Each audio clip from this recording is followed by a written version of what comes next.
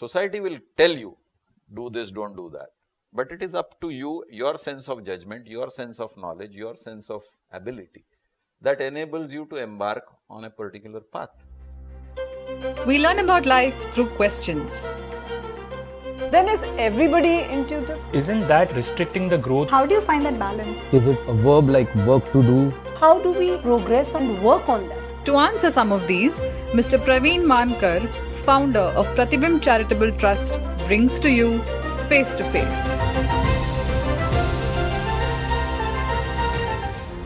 This week we are talking about society.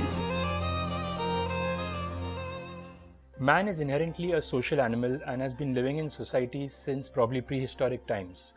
So my first question today, sir, would be, why is man so dependent on society? Without society, where would you be? What would you learn?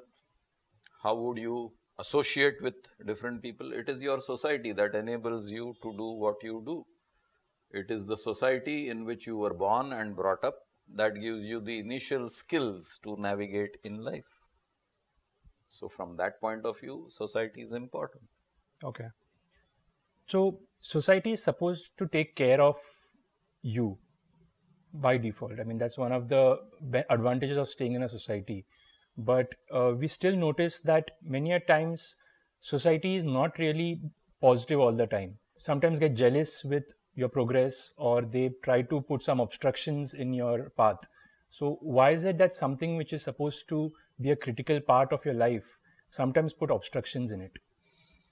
See, the funny part is that we don't understand what a society is. A society is a conglomerate of individuals. So when you say a society is jealous of you, it is not the society that is jealous of you, it is the individuals in the society who are jealous of you. So let's say you are born in a country where the people of that country who form the society of that country are non-vegetarian people. So obviously for you, eating non-vegetarian food is normal and natural, the influence of the society in your upbringing. You won't find anything wrong in eating non-vegetarian food. Contra that, another person is born in a society which is a vegetarian society or a vegan society. And for that person, the idea of eating flesh is abhorrent. So the society is a collection of individuals who define collective behavior. You being part of that society will by and large be imitating the behavior of the society. So if you are saying that my society is jealous of me, then jealousy becomes part and parcel of your upbringing because you have been witnessing it all this time. Maybe you don't like it when you are the target of jealousy, but because you have seen this happening in and around you, it gets ingrained in you without you realizing it that, okay, even I am jealous of somebody's progress. I may not be vocal about it, but I feel that tinge inside me, that pinch, that भला तेरी कमीज मेरे कमीज से सफेद कैसे? Okay. So I do agree that there are some advantages of society, like that it teaches you the basic concepts of life and how to live life. But aren't there some certain disadvantages as well associated with it, wherein they sort of society can bias your thought process? If you critically analyze it as an analyst would, you will discover that society actually damages you more than benefits you. And I am saying this with a lot of caution. Yes, society facilitates your upbringing. Society gives you a lot of benefits, a lot of platforms to operate on. But society also conditions you. And that conditioning is the damaging part. When I say conditioning, it is a reflex. I do so many things out of reflex. For example, if I am conditioned in a society where violence is the norm. So let's say a child is born in a war-torn country where daily you are seeing something or the other happening in the form of a conflict with probably a neighboring country. Then for that child, war is normal because he sees it day in and day out. He sees soldiers parading with weapons. He hears explosions. he sees destruction, he sees death. So that kind of atmosphere is normal for the child growing up in this environment. In the same country, living in a part which is far away from the war zone, another child, the citizen of the same country, is born and brought up in an environment of relative safety and security and privileges and opportunities, which this child in a war-torn zone is not enjoying. So the psyche of the child who is born away from this war zone and the psyche of the child who is born in and around the war zone is a reflection of the society around him. You are a reflection of the society in which you were born and brought up. When you see something which is dramatically different from what you are accustomed to, you become critical. This is not right because you have not seen that. So when you're living in a society and you're very much a part of it, assuming that there's a very strong bias which the society has on your thinking, how difficult or how can a person come up with his own thoughts and see the light actually? Now this is a very critical question, because how can a person come up with his own thoughts? Yeah, most of the thoughts are a photocopy of what people around you teach you. And let's take a very simple example. Let's say you come from a society which believes in a particular religion. You are a member of a particular society which practices a particular religion. And you grew up in resonance with your society. So you would automatically practice the religion that your society taught you. But while growing up, you came in contact with people of another religion.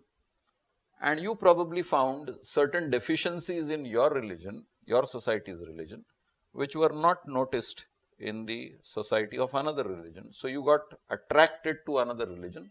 That is the basis of your conversion. What happened? One society cultivated you in a particular manner, another society converted you. But the conversion was your choice, unless you were threatened. Conversions also happened under a threat of violence or loss of life, loss of property, and then you converted because you want to belong. Human beings want to belong. So basically, society is a collection of a thought process. Okay. So on the similar lines, like you correctly mentioned, that people give a lot of importance to sort of conform with the society. There's always this mentality of log kya kahenge. Even though you have an opinion of yours, you might have been exposed to some truths and facts, you still do not follow it, though you believe in it. So isn't that restricting the growth of a person of what he wants to achieve? Sure, it does. It does, because then you have confined yourself to certain boundaries. And that is why you don't have explorers and discoverers and inventors in large numbers. Only those people who have the courage to explore newer vistas, they become explorers, discoverers, inventors. Otherwise, most of us have this clerical mentality of let's stick to the routine, let's follow what everybody follows, follow the herd mentality, safety in numbers. These people will never venture out and do something which is landmark. So does it mean that you have to probably go against the society norms in order to make a difference? That's one way to put it, go against, but I wouldn't call it going against. I would say you explore a set of avenues which are unfamiliar. You venture into untrodden territory. We are afraid to tread those paths. We like the well-beaten path. No, somebody has already walked that way, so this is a safe route. Let me take that safety first mechanism. Let me not venture into some areas which are uncharted waters. There might be danger lurking. I might lose something. So people who don't take risks, they gain in limited proportion. People who take risks, they are creating an opportunity to gain much larger. They are also taking the risk of losing what they have. The whole subject is about you. Society will tell you, do this, don't do that. But it is up to you, your sense of judgment, your sense of knowledge, your sense of ability that enables you to embark on a particular path. Maybe you create your own society.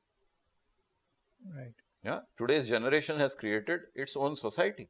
You have a live-in relationship which was unheard of. Couple of decades ago, a live-in relationship would be looked down upon. Today's society says, okay, it's part and parcel of life. Prior to that, the generations would look down upon intercaste marriage. Today, nobody talks of intercaste marriage. Maybe somewhere in the remote villages, there is still a subject about caste. But by and large, the society has opened up. There are inter-community marriages, inter-linguistic marriages, regional marriages, and people accept it. But sir, on one hand, it sounds like society is becoming more liberal. But on the other hand, atrocities and other issues are also increasing. Societies are never liberal. The minute you form a society, Right. you have formed exclusivity. You take housing society. The minute you have a housing society, people from other societies are not welcome. Other car is not allowed to park in your compound. So societies are never liberal. But when you say that probably intercaste marriages are becoming common now, so that is being liberal in a way, right? Yes, you became liberal in one outlook, Yeah. but you became restricted in another outlook. Like, for example, joint families was a concept earlier. Yeah. And everybody conformed to that concept of joint family because everybody came from the same background. We belong to the same community. Now, with intercaste marriages, the concept of joint family is slowly disappearing because a different thought process has come in. Then the person who is going into a joint family is distinctly uncomfortable. And that discomfort makes him break away from the family. So, what you had as a joint family slowly disintegrated into nuclear families. So, yes, there is an advantage and there is a other side to it. Call it a disadvantage if you will. Right. It's again a viewpoint. Advantage, disadvantage are viewpoints. Right. Right. So my next question, sir, is that you mentioned that when someone does something which is not the norm and they gain success or they can gain success, and that success is usually beneficial for the society as well. So why doesn't society sort of promote or support this sort of changes instead of having everyone follow a set of principles? Everybody doesn't have vision. Only the visionary can see what is going to happen out in the distance or in future. All of us are myopic. We look for safety first. Safety first comes in the well-beaten track. I don't want to venture out. It may succeed, it may not succeed. For example, I come from a family which was employment oriented. We want a fixed salary at the end of the month, safety in fixed income.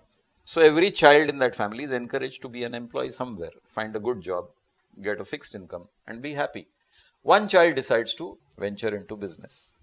Everybody starts looking at him. Hey, be careful. The day you make loss, you won't have money to eat. And that child ventures into a successful business. He has shattered the whole concept of the society which was employment oriented. It's the same thing as Galileo shattered the concept of Earth is flat. Right. So society basically keeps changing over a period of time. Yes, it's a not constantly constant. evolving society. Society is constantly evolving. Okay. And is that evolving thing resulting in people becoming more independent in a way, in the sense that they are in their own cocoon zone, they are not really that much together, because unity as such? the whole world is evolving. As a universal law, I would like to believe that human beings progress. Generations after generations, human beings progress. They are evolving to a higher level. Whether they use that higher level for the collective good or for their own good is the debate. The whole subject is, in what direction are we going as a society? Are we going towards destruction or are we going towards construction, benefit, longevity of lives to follow? Are we making it a better place for our children to live or are making it a horrendous place? That is the subject. Right. So we feel that society is definitely a necessary evil. We are very much a part of it and we are dependent on it on various aspects. But it is important that we do not lose our identity, and we need to trust in ourselves and believe in ourselves in order to take decisions which will hopefully move the society to a better future. If you have some questions about life, please connect with us. Do not forget to like, share, subscribe, and press the bell icon for weekly updates.